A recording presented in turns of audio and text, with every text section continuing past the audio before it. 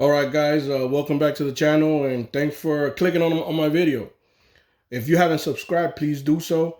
I will be putting more videos out, whether it be builds, Sunday fun days, going from stores to stores, checking them out here in Texas, to reviews on what I use and what I rather not use. But today the video is about my Kraton 6S version 5 and the parts that I've decided to go with so far, what has worked and what hasn't for me. Um, if you get a Kraton, you're gonna most likely be out there bashing. The first thing I recommend anybody to do so is reinforce your bodies. These bodies are weak from factory. I'll make another video on how to do these. A lot of people use shoe glue and wall tape. I do something a little different. I use a base of Gorilla Glue, wall tape, and then Flex Seal. I end up doing 2 to 3 layers to get it to keep out. You still want to keep the flexibility, but get a little bit more, stiffened up to be able to take a blow. We have been beating the hell out of this truck, and the only place it broke was here because I didn't put tape right there. And then this back piece right here, I left it open for air to get through, and the fins broke. I'm gonna end up just cutting those out. Other than that, for a body that has been taking hits after hit, it does not look bad at all. My first Kraton V6 or V5 that I had, the body was gone within 30 minutes. So that's when I started doing bodies and trying to find better ways other than just shoe glue and wall tape. Anyways, down to the truck. What I decided to go with. I am a firm believer on RPM parts. So obviously any of you, or most of you know that for the version 5, there's not a specific set of RPM arms. At least that's what I came up with. And a lot of people were that pushed me in this direction, showed me. I still haven't been able to find any. If you know parts number or a link where I could get version 5, please drop a comment below. Let me know, and I will gladly buy a set and see where I go from there. What we have on here is the version 4s. Front, upper, and lower version 4s. Rear arms are version 4 RPM arms. I chose to go with the blue ones. To do this setup on the version 5, you do have to replace the shock push pins that hold the shocks in the bottom to the arms. They're shorter versus your V5 or longer.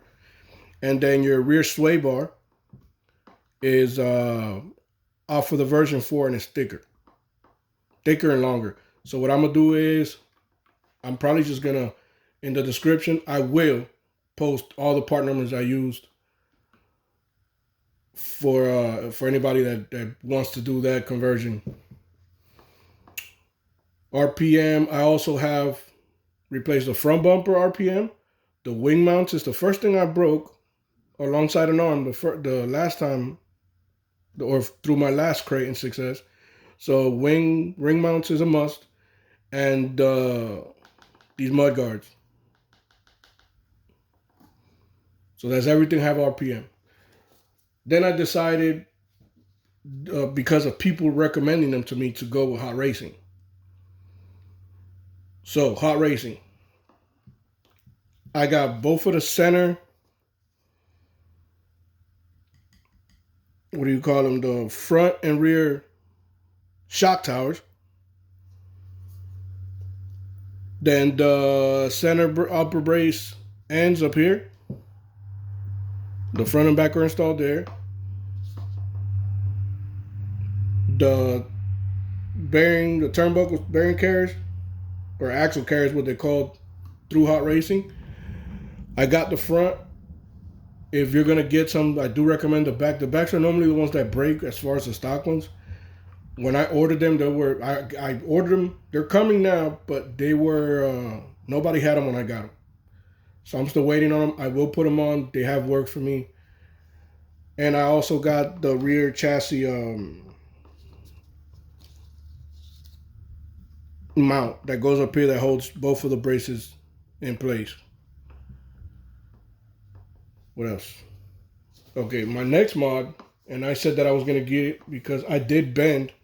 You will bend the stock chassis on the Kraton 6S. A lot of people don't care. They just take it apart, bend it back in place, and continue going. I didn't want to go through the hassle. The more it bends and the more you bend it back, eventually it breaks. So everybody recommended M2C Racing. And man, I am definitely happy with them. I will keep ordering from them. And I recommend them to anybody that wants, that's going to go out there and bash, that's going to go out there and beat the hell out your trucks.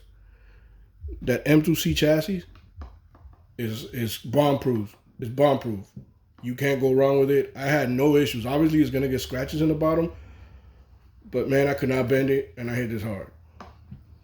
What I did not like, shock mounts, hot racing.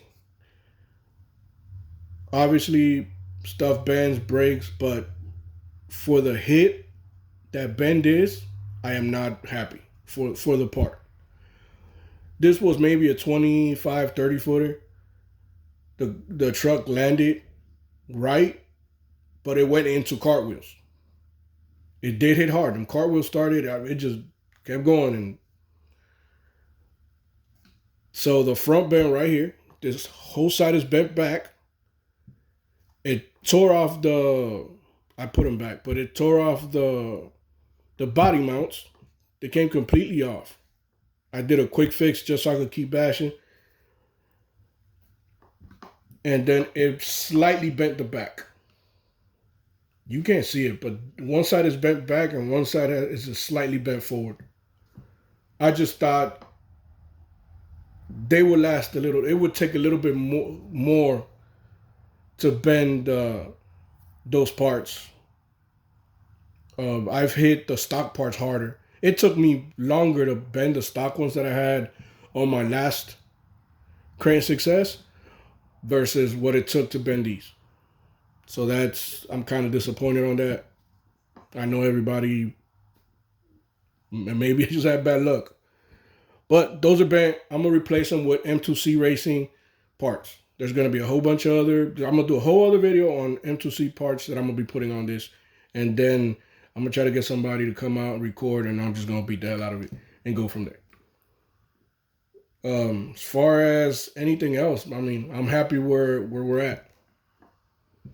I'm not into crazy speed, so the Arrma, the Spectrum setup, I'm happy with it right now. My motor doesn't overheat. The ESC hasn't given me no problems. I know a lot of people, the first thing they do is take all this out and go full in with, TP motors and Castle motors and all them crazy ass setups.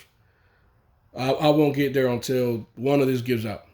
One thing I did do that the version 5 doesn't come with is the AVC. I did add AVC, and that's because I pretty much suck trying to keep the truck straight, trying to hit ramps. And the AVC, if you're trying to hit ramps, it works great.